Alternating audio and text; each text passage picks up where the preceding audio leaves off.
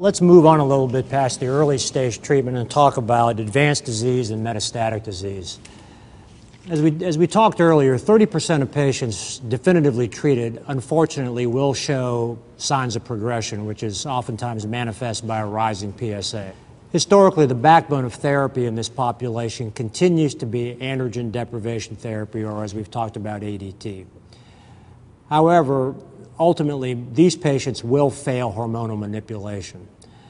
There are new trials demonstrating new ways to monitor these patients, and there's new late-stage treatment choices that are less toxic, more efficacious, and thus advanced prostate cancer is becoming a bigger part of a typical urology practice.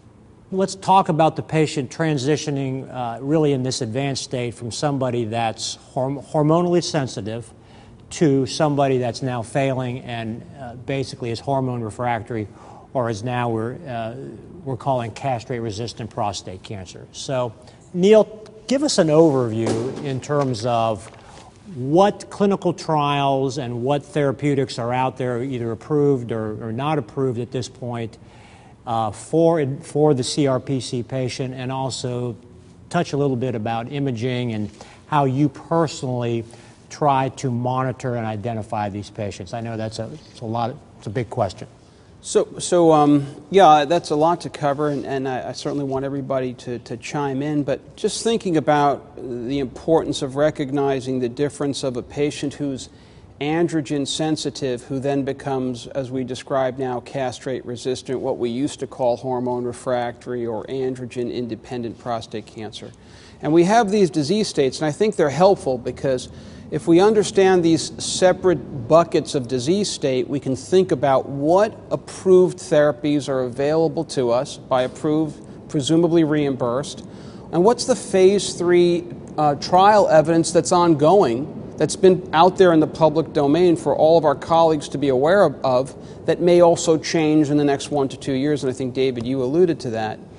So right now we have ADT, which is approved for patients with locally advanced prostate cancer or metastatic radiologically proven prostate cancer, and yet the most common utilization in the United States is for PSA relapse. We all recognize that, and that's unfortunately its most common utilization. One could certainly argue there are many patients who we should be waiting longer to institute that therapy. But that's another topic of controversy. The point is that we have patients who are androgen sensitive, and they nadir as long as we're checking their testosterone levels appropriately. It's once those PSAs start to rise and they develop castrate-resistant prostate cancer, or what we call M0 CRPC, how do we monitor them? How do we follow them? What's the data that would tell us when will they convert to have a positive bone scan or a positive CAT scan? And I think we also may want to talk a little bit about some future screening studies that are out there, perhaps PET scans and other things such as whole body MRI. But some of the best data that's out and available to us all to look at is some trial data from where we looked at placebo populations who were M0 CRPC, who received placebos. And we can pretty much know that the PSA doubling time, or absolute PSA, is a pretty good metric for knowing when to think about scanning and having a higher likelihood of finding a positive scan. And that becomes important because if you find a positive scan, whether it be a positive bone lesion or an enlarged lymph node or a visceral metastases, now we have therapies to treat these patients, where heretofore we only had in 2004 docetaxel, a chemotherapy which was effective and still is effective and is probably still underutilized, but now we have other non-cytotoxic agents that are available. So some of the things that we have now, and I'm sure the audience is extremely familiar with this, we have targeted bone agents such as denosumab, subcutaneously given, a monoclonal antibody that is more easily administered in the office than zoledronic acid, perhaps for many urology practices. Zoledronic acid is an effective anti-resorptive, good for preventing SREs, but so is denosumab, known as Xgeva. probably a little bit more user-friendly for administration in urology offices, and in a head-to-head trial that many of us participated in, actually showed superiority in preventing skeletal-related events. So we have that now, and that was approved just within the last 2 years. Also within the last 2 years, for patients who have evidence of radiologic evidence of disease and castrate-resistant prostate cancer, we have an immunotherapy, the first of its kind in any solid tumor with metastatic disease, and that's known as Sipuleucel-T, or the trade name of Provenge.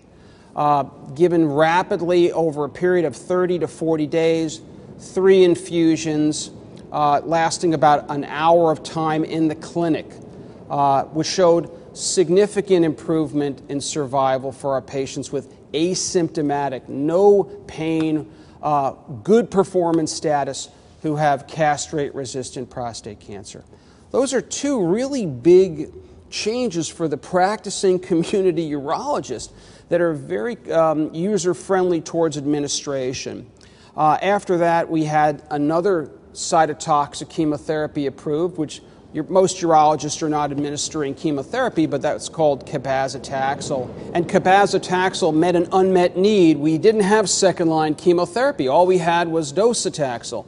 And here was a second-line chemotherapy after patients progressed from docetaxel that also added prolongation of life, improved survival, 2.5 months. Now, many of our urology colleagues will say, what's 2.5 months? It seems so short. But these are patients, on average, who'd failed docetaxel who would live about 6 to 12 months. And right after cabazitaxel, we had the approval of an oral agent known as abiraterone, trade named as Zytiga. And urologists are very comfortable, for the most part, I think, in oral agents. Abiraterone showed almost a 4-month improvement in survival in a phase 3 trial for patients who had progressed after docetaxel. And so when you look at an oral agent given with prednisone, which is what Zytiga is, that had approval by the FDA in post-chemo progressive patients, it's a very exciting time because that same dose regimen was now trialed in pre-chemotherapy patients. And that data was just presented at ASCO a couple of months ago. And it showed a marked improvement in progression. The interim analysis showed improvement in survival, but just by a few hundredths of a point missed its designated statistical endpoint. But that's in the interim analysis, and further events are waiting, and we will wait and see. Urologists may have an oral agent called Zytiga to offer to their patients in the pre-chemo setting, now in addition to Provenge. So these are in patients who would be asymptomatic, minimally symptomatic prior to chemotherapy. And that plus denosumab represents an enormous potential expansion for what we could offer in a multidisciplinary setting. And within the last year, and presented at this year's AUA in Atlanta, was the results of another phase 3 trial of an oral medication called enzalutamide, which similar but somewhat distinct from abiraterone. Abiraterone is an androgen biosynthesis inhibitor. Essentially what this means is further lowering testosterone and testosterone metabolite levels, which would impact the binding domain of the androgen receptor. Enzalutamide directly binds to the androgen receptor and further prevents translocation at the level of DNA at the level of the nucleus. What this all means is that we're getting further therapeutics to attack the androgen receptor axis.